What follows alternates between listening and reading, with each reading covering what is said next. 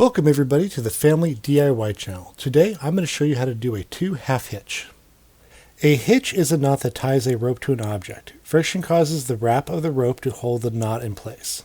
You use a two-half hitch to tie a rope around a post or through a ring or a tent grommet. Unlike the bowline, it forms a loop that will close. Pass the end of the rope around a post. Bring the end over and under its own standing part, and back through the loop you formed. That makes a half hitch. Take the end around the standing part a second time and tie another half hitch. Pull the knot snug. Now you have a two-half hitch. Now let's watch us do it again to master this technique. If you're looking to learn additional knots, check in the description below 2 links to other knot tying videos we have done. Let us know in the comments below what other knots you'd like to learn. Thank you very much for watching the video today. I hope you found it useful.